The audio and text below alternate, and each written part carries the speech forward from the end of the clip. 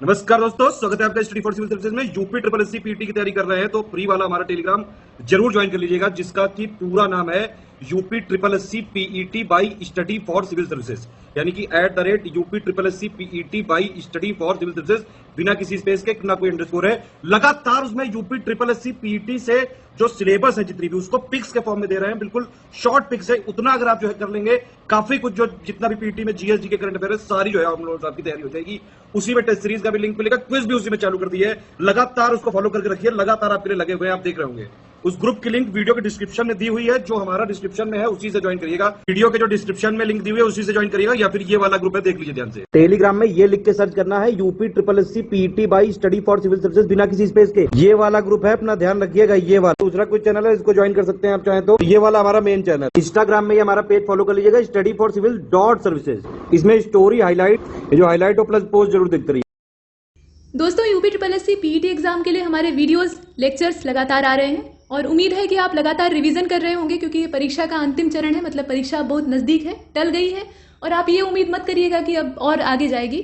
इसी को अंतिम तिथि मानकर आप तैयार करेंगे। तो चलिए शुरू करते हैं। आज का जो हमारा मुद्दा है वो क्लाइमेट चेंज और इन्वायरमेंट से जुड़ा हुआ है, और इन्वायरमेंट समय के साथ साथ एक अहम मुद्दा या गंभीर मुद्दा बनता जा रहा है, क्योंकि पर्यावरण से जुड़ी हुई समस्याओं से हम जूझ रहे हैं। तो आइए देखते हैं कि क्लाइमेट चेंज और इन्वायरमेंट के संबंध में यहाँ पर क्या कहा गया है। कुछ इंपॉर्टेंट चीजें हैं जिन्हें कि एक टेबल में वर्गीकृत किया गया है, इसे आप लिस्टिंग कह सकते हैं। एक चीज और है कि जलवायु परिवर्तन क्या होता है, ये आपको जानना चाहिए सबसे पहले, तभी तो आप इस टॉपिक को समझेंगे। क्लाइमेट चेंज का मतलब ये होता है कि जो जलवायु वर्तमान में किसी स्थान पर है, लंबे समय से है, उसमें बदलाव हो रहा है, और ये एक प्राकृतिक प्रक्रिया है, नेचुरल प्रोसेस है। इसमें ऐसा नहीं है कि मनुष्य ने कुछ कर दिया है, लेकिन अब ये बहुत तेजी से हो रहा है। जलवायु में तेजी से बदलाव आ रहा है। आप सुन रहे होंगे कि पृथ्वी का तापमान लगातार बढ़ रहा है और कुछ समय बाद ये रहने लायक नहीं रह जाएगी। ग्लोबल वार्मिंग का नाम आपने सुना होगा। तो ये सब चीज़ें इस वजह से तेजी से हो रही हैं, क्योंकि मनुष्य ने बहुत सारे हानिकारक क्रियाकलाप कर डाले हैं, जो कि पर्यावरण को नुकसान पहुंचाए हुए। वृक्षों की कटाई या प्रदूषण, बहुत तरह की समस्याएं हैं। तो इससे पृथ्वी का पर्यावरण का जो संतुलन है वो बिगड़ गया है, और ये प्रोसेस तेज हो गया है। जलवायु परिवर्तन जब धीरे धीरे होता है तो जो जीव जातियां हैं, जितनी भी स्पीशीज होती हैं, वो उसके साथ सर्वाइव कर जाती हैं। ज़्यादातर सर्वाइव कर जाते हैं, केवल कुछ ही विलुप्त होते हैं। लेकिन एक झटके में पता लगा आप एक क्षेत्र की जो जलवायु है वो एकदम ठंडी है, और कुछ ही समय में वो पलक झपकते ही एकदम से गर्म हो जाए, तो वहाँ के जो ठंडे प्रदेश के जीव हैं वो बर्दाश्त कर पाएंगे? नहीं कर पाएंगे। उसके लिए समय चाहिए ना, और इतना समय मिल नहीं पाता, तो ये विनाशकारी है। आइए देखते हैं इसमें कौन कौन से इंपॉर्टेंट फैक्ट है। पहला ये कहा गया कि राजीव गांधी जी के नेतृत्व में, जो हमारे पूर्व प्रधानमंत्री थे, यहाँ पर पर्यावरण वन मंत्रालय जो है इसका सृजन किया गया। The ministry of environment and forest was created under the leadership of Rajiv Gandhi. और ये कब किया जाता है, तो ये तारीख है 17 सितंबर 1985 की। और राजीव गांधी जी का उनका मर्डर कर दिया जाता है, मतलब बम से उन्हें उड़ा दिया जाता है 1991 में। तो ये सब चीज़ें आप देखिए। अब इसके बाद पर्यावरण संरक्षण अधिनियम जो है ये पारित हुआ था। इसकी डेट यहाँ दी हुई है 1986। पूछा जाता है कि कौन सा, जैसे इन्वायरमेंटल प्रोटेक्शन एक्ट यहाँ आप देख रहे हैं, तो इसके पास होने की डेट है 1986। वैसे ही वन्य जीव संरक्षण अधिनियम है, उसकी भी डेट होती है। वे जंतु जिनका कि रुधिर गर्म होता है, ठीक है, और अपने शरीर का तापमान वो किसी भी वातावरणीय परिस्थिति में स्थिर बनाकर रखते हैं, तो ऐसे जो जीव होते हैं इनको एंडोथर्मिक या होम्योथर्मिक कहा जाता है। इसमें जितने भी मैमल्स हैं वो आते हैं। इसके अलावा जितने एवियंस हैं, मतलब बर्ड हैं, वो आते हैं, पक्षी आते हैं, और स्तनधारी आते हैं। वायुमंडल का ठंडा होना या गर्म होना ये प्रत्यक्षतः सूर्य के ताप पर निर्भर न होकर, सूर्य के ताप के कारण न होकर निर्भर होता है। अब इसका जो हिंदी संस्करण है थोड़ा विचित्र है, अंग्रेजी वाला देखते हैं। द कूलिंग और heating of the atmosphere is directly dependent not due to insolation. असल में वायुमंडल गर्म होगा या ठंडा होगा, उसमें कई सारी प्राकृतिक प्रक्रियाएं जिम्मेदार होती हैं, तो सब मिलकर यहाँ योगदान देती हैं। और ये किस पर निर्भर होता है ये बताया जा रहा है, तो भौमिक विकिरण पर वो निर्भर होता है। जो टेरेस्ट्रियल रेडिएशन होता है उस पर बेसिकली निर्भर करता है। पृथ्वी क्या करती है वो आप जानते हैं। पृथ्वी सूर्य से प्रकाश को ग्रहण करती है। मान लीजिए ये सूर्य है, बड़ा है तो सूर्य है, और ये छोटी है तो पृथ्वी है। सूर्य प्रकाश देता है पृथ्वी को, मतलब सूर्य एक तारा है तो उससे विकिरण निकलता है। अब यहाँ पर पृथ्वी दिन भर तो टेम्परेचर को लेती है, मतलब पृथ्वी घूम रही है अपने अक्ष पे, तो जो हिस्सा यहाँ सामने पड़ता है वो टेम्परेचर को ग्रहण करता है। रात के समय इतना ही तापमान वो रिटर्न करती है, मतलब अंतरिक्ष में लौट आती है। इसी को पार्थिव विकिरण कहा जाता है। लेकिन बीच में प्रकृति ने एक कंबल यानी ब्लैंकेट तैयार करके रखा हुआ है, जिसे कि हम ग्रीन हाउस गैसेस के तौर पे देखते हैं। ये जो ब्लैंकेट है ये भी एक नेचुरल ब्लैंकेट है, इंसान ने नहीं बनाया है। तो ग्रीन हाउस गैसेस क्या काम करती हैं? ये पृथ्वी का जो विकिरण, लौटाया हुआ विकिरण है, उसमें से कुछ मात्रा अपने अंदर धारण कर लेती है, यानी पूरा का पूरा जो तापमान है वो अंतरिक्ष में वापस रिवर्स नहीं हो पाता है। और यही रीजन है कि पृथ्वी पर रात के समय भी अनुकूल तापमान बना रहता है। नहीं तो होता ये कि दिन के समय जितना टेम्परेचर इसने एक्सेप्ट किया उतना ही रात में वापस कर दिया, तो लेन देन बराबर हो गया, तो यहाँ मिला क्या, जीरो हो गया, टेम्परेचर जीरो, और इस पे पानी जम जाएगा, वहां तो बर्फ जम जाएगी। लेकिन ऐसा नहीं होता है। तो इसके पीछे ये ग्रीन हाउस का जो कंबल है ये जिम्मेदार होता है। लेकिन अब जो हमने पर्यावरण प्रदूषण वाला मामला परेशान कर दिया है या खड़ा कर दिया है, तो इससे ये जो कंबल है ये और मोटा हो रहा है। मतलब यहाँ ग्रीन हाउस गैसेस की मात्रा बढ़ रही है। तो ये जो गैसें हैं जैसे कार्बन डाइऑक्साइड है या अन्य गैसें हैं, जब इनका अमाउंट बढ़ेगा तो इनकी जो प्रवृत्ति है तापमान को धारण करने की वो भी इसके साथ बढ़ेगी। तो ये ज्यादा टेम्परेचर को अपने अंदर रोक कर रखने लगेंगी, तो इससे पृथ्वी का औसत तापमान बढ़ने लगेगा, और यही चिंता का विषय है। तो यहाँ हमने देखा। अब इसके बाद आगे चलते हैं। राष्ट्रीय हरित न्यायाधिकरण की स्थापना होती है, मतलब ये अधिनियम पारित किया जाता है। पहले तो जब एक्ट आएगा तभी तो उसके द्वारा कोई ट्रिब्यूनल बनेगा। तो ये पारित होता है 2010 में। किसने पहली बार, यहाँ प्रश्न के तौर पे पूछ लिया गया कि किसे प्रथम बार चौथी पंचवर्षीय योजना के दौरान जोड़ा गया था। मतलब it was added for the first time during the 4th 5-year plan. पर्यावरण को विकास के साथ जोड़ा गया। ठीक है, जो चौथी पंचवर्षीय योजना थी उसमें आते आते हमने पीछे कृषि के क्षेत्र में सुधार किया था। पहली जो प्रायोरिटी है वो कृषि क्षेत्र को दी जाती है। उसके बाद हम उद्योग धंधों को महत्व देते हैं, क्योंकि हमें डेवलपमेंट करना था आज़ादी के बाद। लेकिन उसके बाद हम क्या करते हैं कि पर्यावरण को विकास के साथ जोड़ते हैं, क्योंकि ये आवश्यक था। जब डेवलपमेंट का भूत सबके सिर पर सवार हुआ तो पर्यावरण का दोहन शुरू हो गया। तो इसलिए आवश्यक था कि पर्यावरण को विकास के साथ जोड़ा जाए, ताकि दोनों समावेशी हो सके। ठीक है, सस्टेनेबल डेवलपमेंट का जो कॉन्सेप्ट आप पढ़ते हैं वो पहले से चल रहा है, नाम तो बाद में रखा गया। अब भौमिकीय प्रक्रिया के बारे में यहाँ दिया हुआ है कि ये कैसी होती है। तो ये वेदरिंग का प्रोसेस होता है, मतलब there is a geographical process, और इसको हम लोग क्या कहते हैं, वेदरिंग करते हैं। वेदरिंग का जो प्रोसेस होता है इसमें अपक्षय की प्रक्रिया को हम देखते हैं, स्थलाकृतियां बनती और बिगड़ती हैं। राजीव गांधी ने अपने कार्यकाल में कोई चीज शुरू की थी, और ये एक प्रकार का प्लान था जिसको कि गंगा एक्शन प्लान कहा गया। गैप के नाम से शॉर्टकट में हम इसे जानते हैं। 1985 में आता है। और इंदिरा गांधी की जो सरकार थी उनके द्वारा 1972 में विश्व की सबसे बड़ी वन्य जीव परियोजना को शुरू किया गया। 1972 world largest wild life project ये स्टार्ट होता है।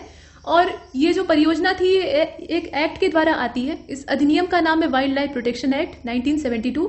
यहाँ आप देख रहे हैं। कुछ और चीजें देखते हैं। देखिए, यहाँ पे पर्यावरणीय समस्याओं का प्रादुर्भाव शुरू होता है औद्योगिक क्रांति और आर्थिक निश्चयवाद से। औद्योगिक क्रांति की शुरुआत इंग्लैंड में होती है, उसके बाद ये पूरी दुनिया पर सवार हो जाती है। और उद्योग लगाना और डेवलपमेंट करना ये हमारा पहला उद्देश्य बन जाता है। पर्यावरण को हम भूल जाते हैं, तभी से ये समस्या शुरू हुई है। इसके बाद देखिए, जो पौधे सूर्य के पूर्ण प्रकाश में सबसे अच्छी तरह से विकसित होते हैं उनको हीलियोफाइट कहा जाता है।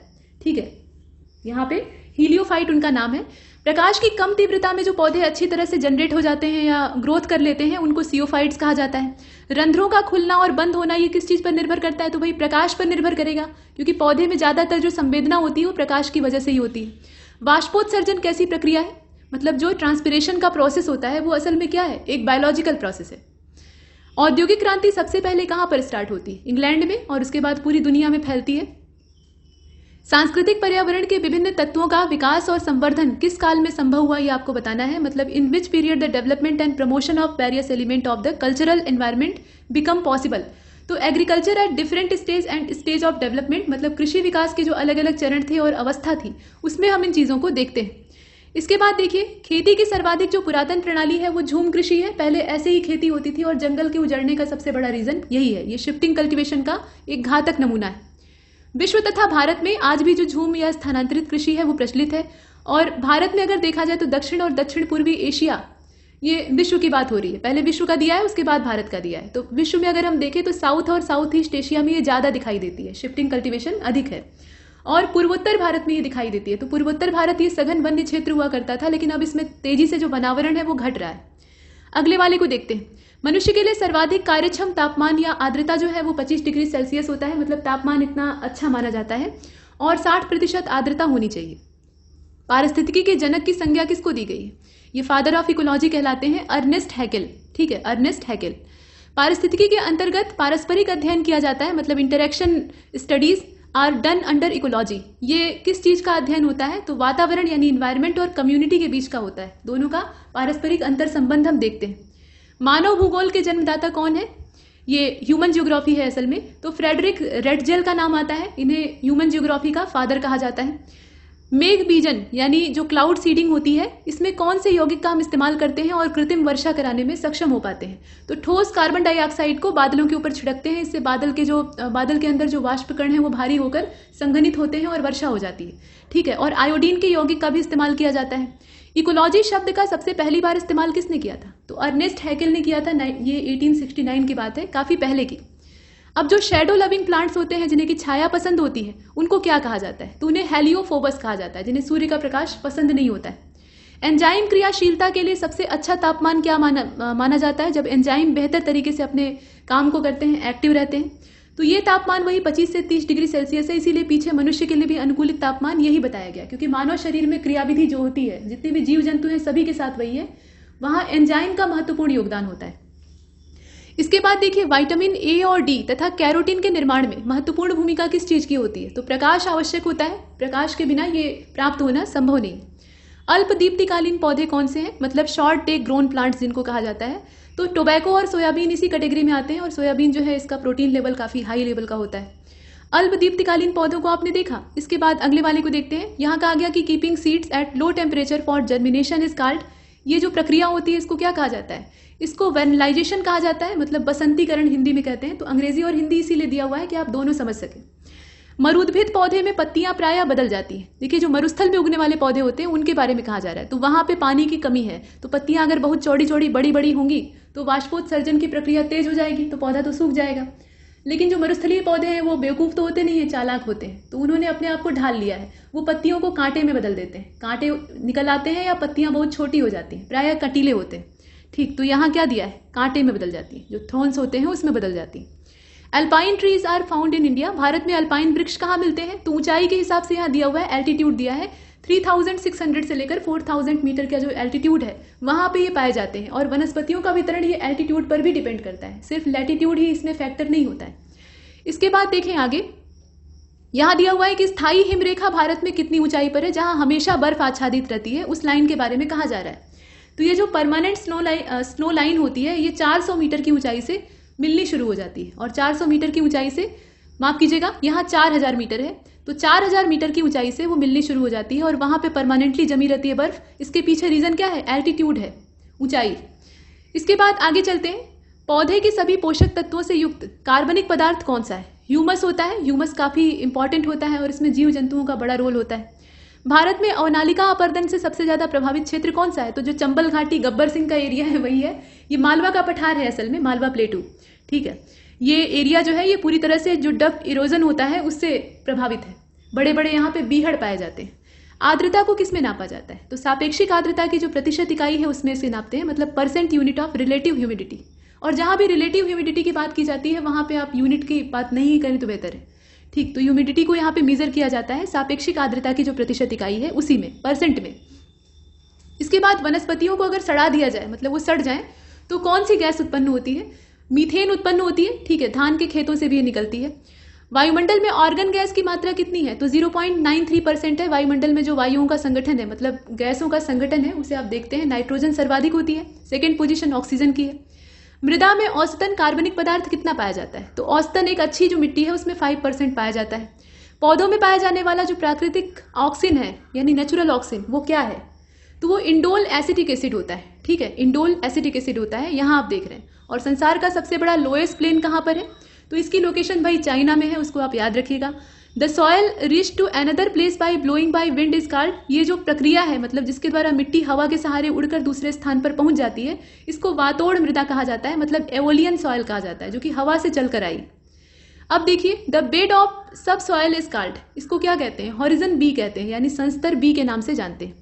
जल धारण की क्षमता सबसे ज्यादा कहाँ पे होती है? तो जो क्ले सॉयल होती है उसमें होती है। रंध्र का अभाव होता है, पानी नीचे नहीं जा पाता, उसी में बना रहता है। और जलाक्रांत मृदा में वनस्पतियां मिलती हैं, मतलब जहां पे वाटर लॉक्ड एरिया होता है वहां पे किस प्रकार के जंगल मिलते हैं? मैंग्रोव होते हैं। पानी वहां हमेशा रहता है और खारा पानी रहता है। तो ये मैंग्रोव पौधे बड़े जटिल होते हैं, उस जो विषम परिस्थितियां होती हैं उसमें सर्वाइव कर लेते हैं, और इसीलिए ये जरायुज होते हैं। जरायुज का मतलब यह है कि अपने बीज को जमीन में नहीं गिराते।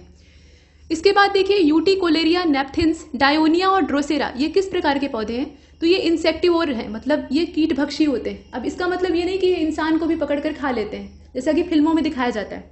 कि एक बड़ा सा बड़े बड़े नुकीले कांटों वाला पौधा है, वो एक आदमी को पकड़ा और निगल लिया। ऐसा नहीं होता है, ये कीट खाते हैं, छोटे मोटे जो इंसेक्ट होते हैं। और इसके पीछे रीजन ये है कि प्रकाश संश्लेषण तो ये भी करते हैं, ऐसा नहीं कि ये कीड़ा खाने लगे तो सूर्य के प्रकाश की इनको जरूरत नहीं है, वो काम ये करते हैं। लेकिन मिट्टी में नाइट्रोजन का अभाव होता है वहां पे, तो नाइट्रोजन की अपनी कमी को पूरा करने के लिए ये कीड़ों को खा पी कर अपना काम चला लेते हैं। इसके बाद देखिए, आम के वृक्ष के तने में पाया जाने वाला जो परजीवी होता है यानी पैरासाइट होता है, उसको क्या कहते हैं? ये लोरेंथस होता है, जो कि नुकसानदेह होता है।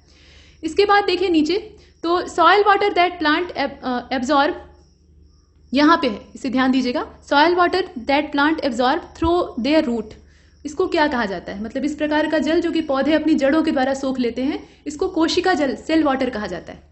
क्लोरोफिल के निर्माण के लिए सबसे रिक्वायरमेंट किसकी होती है? तो मैग्नीशियम चाहिए होता है, तभी क्लोरोफिल बनेगा। वाष्पोत्सर्जन की क्रिया के लिए सबसे कंपलसरी या इसेंशियल एलिमेंट क्या होता है? तो पोटेशियम होता है। तो कहाँ पर कौन सा तत्व काम कर रहा है, ये आपको पता होना चाहिए। Plant growth and absorption of nutrients from the soil have the highest pH value, यहाँ पीएच वैल्यू कितनी होनी चाहिए? तो पीएच मान जो है वो 6 से लेकर 7 के बीच में होना चाहिए। पीएच स्केल जो है वो एसिड बेस के बीच में डिफरेंस हमें बताता है। इसके बाद देखिए, the particle of which type of soil hold the most, यहाँ देखें नीचे, इसको फिर से दिखाया जा रहा है यहाँ पे, the particle of which type of soil hold the most fertility. तो जो क्ले सॉइल होती है उसमें इन्हें होल्ड करने की क्षमता, मतलब उर्वरता जो होती है उसको धारण करने की क्षमता सर्वाधिक होती है। और सबसे ज़्यादा फर्टाइल सॉइल कौन सी है? तो जो लोमी सॉइल होती है, मतलब एलुवियल होती है या दोमट होती है, दोनों को यहाँ लेते हैं और दोनों काफ़ी ज़्यादा उपजाऊ होती है। नदियों के अवसाद के द्वारा ये बनती हैं। इसमें नई और पुरानी परतें भी होती हैं। चूने की अधिकता में जो मिट्टी तैयार होती है और इसमें पौधे जनरेट होते हैं, उनको कैल्सिकोल्स कहा जाता है। ठीक है। और मोस्ट ऑर्गेनिक मैटर जो है ये पाया जाता है जो पीट सॉइल होती है उसमें, जबकि जो श्वसन मूल है वो किस में पाया जाता है बताइए? ये मैंग्रोव में पाया जाता है। वो उनकी जो जड़ें होती हैं ना, वो पानी से बाहर निकलकर सांस लेती हैं ताकि पौधा जी सके। इसके बाद देखते हैं आगे, किसका जो पूर्ण मूल है वो यहाँ देखिए, किसका पूर्ण मूल तथा किसका स्तंभ परजीव होता है, मतलब एक पैरासिटिक होता है। तो यहाँ पे ओराबैंकी और अमरबेल का नाम आता है क्रमशः। क्रमशः का मतलब समझ रहे हैं? पूर्ण मूल जो है ये ओरोबैंकी है और अमरबेल को देखें ये स्तंभ परजीवी होता है। कवक का इसकी जड़ ही नहीं होती है और इसे अमरबेल कहा जाता है, दूसरे पौधों को खाकर अपना पोषण प्राप्त करता है। कवक का किसी एक पौधे की जड़ के साथ सहजीवन क्या कहलाता है? मतलब यहाँ पे जो सिम्बोसिस है वो दिखाई देती है। तो ये सहजीवी संबंध जो है, यहाँ आप देख रहे हैं माइकोरहिजा इसको कहा जाता है। तो ये सहजीवी संबंध कहलाता है। मतलब कवक और पौधे की जड़ें आपस में तालमेल बिठाकर कोई एक दूसरे को नुकसान नहीं पहुंचाता है, सब साथ में रहते हैं। और कीटभक्षी पौधे अपना स्वयं भोजन बना सकते हैं या नहीं, आपसे पूछा जा रहा है, क्योंकि कुछ लोगों के दिमाग में धारणा होती है कि भाई वो कीड़ा खाते हैं तो अपना भोजन स्वयं कैसे बनाते हैं, लेकिन वो बना लेते हैं। प्रकाश संश्लेषण वो भी करते हैं जैसे आम पौधे करते हैं, बस नाइट्रोजन के अभाव की वजह से वो कीड़ा खाते हैं। इसके बाद देखिए, फूड वेब्स जो होती है यानी आहार जाल, उसमें विविधता का जो पारिस्थितिकी तंत्र है उस पर क्या असर पड़ता है? तो देखिए, जो खाद्य जाल होता है या खाद्य श्रृंखला होती है, उसमें जितनी ज़्यादा डाइवर्सिटी होगी और जितनी ज़्यादा डिफरेंट टाइप की स्पीशीज उसमें इन्वॉल्व होंगी, उतना ही ज़्यादा वो स्टेबल होगा, वो आसानी से टूटेगा नहीं, नष्ट नहीं होगा। सामान्य पारिस्थितिकी तंत्र की स्थिरता प्राप्त होती है तथा कायम रहती है। तो ये जो साव साम्या विस्थिक क्रियाविधि है, मतलब यहाँ पे सेल्फ एडमिनिस्टर्ड मैकेनिज्म इसको कहा जाता है। हिंदी का शब्द इतना टेढ़ा है कि उसे समझना बहुत मुश्किल है, ये इसको रहने दीजिए, नीचे वाला देखिए, सेल्फ एडमिनिस्टर्ड मैकेनिज्म इसको कहा जाता है। इसमें क्या होता है, सामान्य पारिस्थितिकी तंत्र जो है वो स्थिरता प्राप्त करता है और बना रहता है। पारिस्थितिकी तंत्र शब्द का इस्तेमाल ये टेंसले ने किया था, टांसले इन्हें हम कहते हैं। और पारिस्थितिकी तंत्र का जो अध्ययन है, इसकी आधारभूत इकाई को क्या कहते हैं? इकोलॉजिकल सिस्टम कहते हैं। मतलब पारिस्थितिकी अध्ययन में हम लोग पढ़ते क्या है, असल में ये पूछा जा रहा है। तो इकोलॉजिकल सिस्टम को अपने पढ़ते हैं, इन्वायरमेंट का जो इकोलॉजिकल सिस्टम है उसके बारे में पूरी डिटेल इंफॉर्मेशन प्राप्त करते हैं। इसके बाद देखें, सभी उपभोक्ताओं में गुण पाया जाता है। तो कौन सा गुण पाया जाता है? ये होस्ट कैरेक्टर वाले होते हैं, यानी परपोषी होते हैं। और द्वितीयक उत्पादक किसको कहते हैं? तो ये होस्ट डिपेंडेंट जो ऑर्गेनिज्म होते हैं, मतलब परपोषी उपभोक्ता जंतु होते हैं, उनको कहा जाता है। What is the process of breathing? देखिए, जो श्वसन की प्रक्रिया है वो असल में क्या होता है, वो रिडक्शन होता है, अपचयन होता है। और प्रकाश संश्लेषण यानी फोटोसिंथेसिस जो है ये किस प्रकार से होता है? तो लाल और नीले रंग के प्रकाश में ये हो सकता है। ठीक है, जो रेड और ब्लू लाइट है उसमें ये हो सकता है। तो आपको पता होना चाहिए कि सूर्य का प्रकाश जो है वो 7 रंगों से मिलकर बना है, तो उसमें ये दोनों रंग मिल जाते हैं। और ये जो रंग के प्रकाश हैं, ये जहां भी पौधे को मिलेंगे वहां प्रकाश संश्लेषण संभव हो सकता है, जहां भी मिलेंगे वहां। इसके बाद अगले वाले को देखें, प्रकाश संश्लेषण की क्रिया में CO2 और H2O क्रमशः होता है। मतलब उसका क्या होता है ये आपको बताना है। तो ऑक्सीकरण हो जाता है, ऑक्सीडेशन होता है। वे जंतु जो दूसरे जंतुओं का शिकार करके अपना भोजन प्राप्त करते हैं, मतलब उनकी हंटिंग करते हैं, तो उन्हें प्रीडेटर्स कहा जाता है। और कुछ जंतु जो है वो शाकाहारी और मांसाहारी दोनों होते हैं, तो सर्वभक्षी जैसे मनुष्य है या कुत्ता है, इस प्रकार के जो जीव हैं वो ऐसे ही होते हैं, इन्हें ओमनिवोरस कहा जाता है। ठीक है, इसके बाद देखिए किसी पारिस्थितिकी तंत्र में एक निश्चित समय में अजीवी जो पदार्थ है उनकी मात्रा को संज्ञा प्रदान की गई है। मतलब यहाँ ये कहा जा रहा है कि known is given to amount of non living matter in any ecosystem at the given time. इसको क्या कहते हैं? स्टैंडिंग स्टेट कहा जाता है। और energy flow in the food chain, ये कैसा होता है? किसी भी खाद्य श्रृंखला में ऊर्जा का प्रवाह एक दिशीय होता है, यानी यूनिडायरेक्शनल होता है, वो रिवर्स नहीं हो सकता है। और जैसे जैसे हम खाद्य श्रृंखला में ऊपर के स्तरों की ओर बढ़ते हैं वैसे वैसे एनर्जी कम होती जाती है।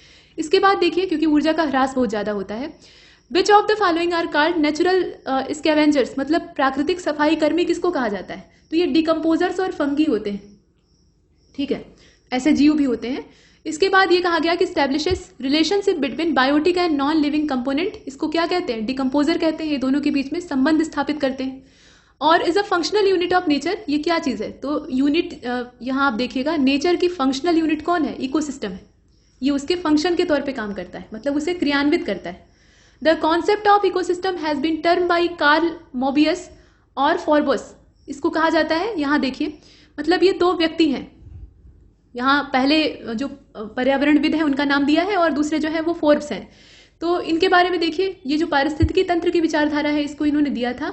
अब यहाँ पे बायोसिनोसिस और माइक्रोक्रोम्स, ये दो तरह के जो कॉन्सेप्ट हैं वो इन दोनों साइंटिस्ट के द्वारा दिए गए, क्रमशः दिया हुआ है। तो कार्ल मोबियस को आप बायोसिनोसिस से जोड़िएगा और जो फोर्ब्स हैं इनको जोड़ेंगे किससे? माइक्रोकोस्म से।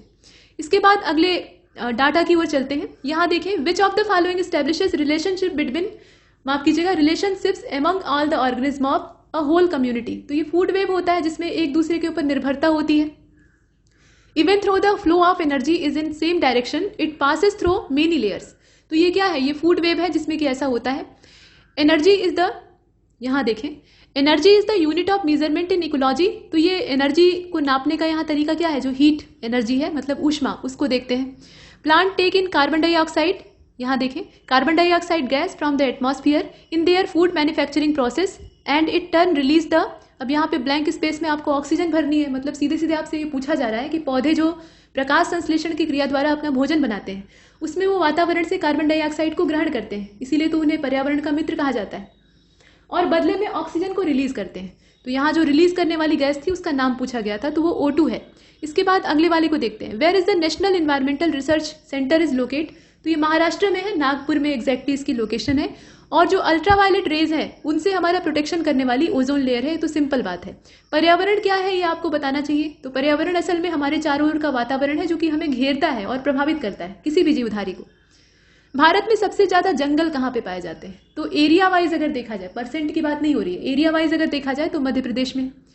Carbon dioxide, sulphur dioxide, carbon monoxide, यहाँ मोनोऑक्साइड नहीं है, ये मोनोऑक्साइड है, मतलब CO की बात हो रही है। तो इनमें से कौन सा, मतलब इनके द्वारा ये जो तीनों गैसेस आपको यौगिक के तौर पे दिख रही है ना, इनके द्वारा प्रदूषण कौन सा होगा? ये एयर पॉल्यूशन है, वायु प्रदूषण के लिए उत्तरदायी होती है। इसके अलावा और भी इनके दुष्प्रभाव होते हैं जैसे कि ग्लोबल वार्मिंग वगैरह। इसके बाद देखिए बायोकेमिकल्स, जैसे कार्बन डाइऑक्साइड है, ये बहुत प्रबल ग्रीन हाउस गैस के तौर पे देखी जाती है और इसका अमाउंट बढ़ने का मतलब आप समझ सकते हैं। बायोकेमिकल ऑक्सीजन डिमांड परीक्षण, ये जो है ना, मतलब biochemical oxygen demand test is done to measure which pollution, मतलब ये किस पॉल्यूशन को नापने के लिए किया जाता है। बायोकेमिकल, इसको BOD कहते हैं, आप BOD के तौर पे इसे जानते होंगे। तो ये जो BOD है ये किसके मेजरमेंट के लिए यूज होता है? वाटर पॉल्यूशन, नदियों का प्रदूषण स्तर नापने के लिए अक्सर यूज किया जाता है। इसके बाद देखिए पर्यावरण का दुश्मन किस वृक्ष को कहा जाता है? तो ये नीलगिरी का वृक्ष है, इसको सफेदा भी कहते हैं और इसका नाम है यूकेलिप्टस। ठीक है, ये बहुत ज्यादा पानी सोखता है, एक दिन में 7 से 8 लीटर ये पानी जमीन से, जो भूमिगत स्रोत है वहां से पी लेता है। तो आप समझ लीजिए कि वृक्ष जो है लंबे समय तक रहेगा तो क्या करेगा, मतलब आसपास का एरिया ये सुखा देगा, जो वहां का ग्राउंड वाटर लेवल है वो नीचे चला जाएगा। तो ये ऐसे इलाकों में पहले उगाया जाना शुरू हुआ जहां दलदल पाए जाते थे, और इसने क्या किया, कुछ ही समय में उस दलदल को सुखाकर स्थायी जमीन बना दिया, वहां की नमी को ये पी गया। तो ये उन क्षेत्रों में नहीं लगाना चाहिए जहां पे पहले से ही वाटर जो दिक्कतें हैं वो दिखाई दे रही। ठीक, तो यहाँ आप देख रहे हैं। इसके बाद ग्रीन हाउस का क्या प्रभाव है ये आपको यहाँ बताना है। तो पीछे आपने काफी कुछ इसके बारे में सुना है। मतलब ग्रीन हाउस एक ब्लैंकेट है जो कि पृथ्वी को चारों ओर से गैसेस फॉर्मेट में घेरे हुए है, और ये जो गैसें हैं ये जो पार्थिव विकिरण होता है उसकी कुछ मात्रा को अंदर धारण कर लेती हैं और पृथ्वी के तापमान को नियंत्रित रखती हैं। यही इसका काम है। मूल रूप से इसमें कार्बन डाइऑक्साइड ही होती है, लेकिन अन्य गैसें भी हैं। अब ये ज़्यादा मात्रा में जब बढ़ जाती हैं तो ये जो प्रभाव है ये नुकसानदेह हो जाता है। इसके बाद देखिए which gas is found the most in atmosphere, तो ये नाइट्रोजन है, इसमें अब रुकने की जरूरत है नहीं। Why does the sky appear blue, मतलब आसमान नीला क्यों दिखाई देता है? प्रकाश का प्रकीर्णन, रमन प्रभाव, इसके लिए जो चंद्रशेखर वेंकट रमन थे उनको नोबेल पुरस्कार दिया गया था, फिजिक्स का नोबेल।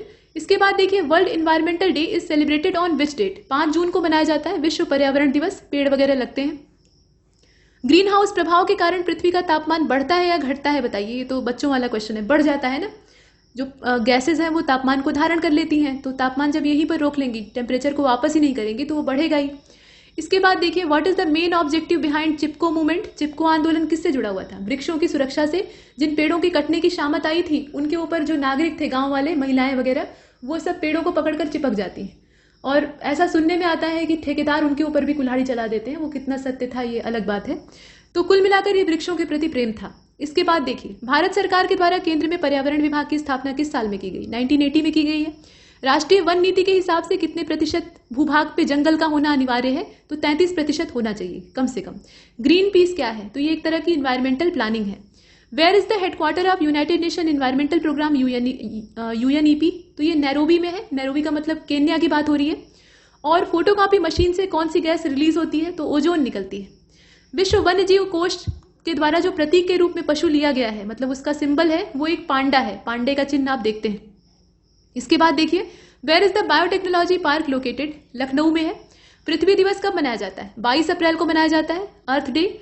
और भविष्य का ईंधन किसको कहते हैं? हाइड्रोजन को कहते हैं। इसका ऊष्मीय मान सबसे उच्च होता है, लेकिन अभी तक इसकी जो खपत है, खपत तो तब बढ़ेगी ना जब इसकी उपलब्धता होगी, तो ये बहुत अभी कॉस्टली है।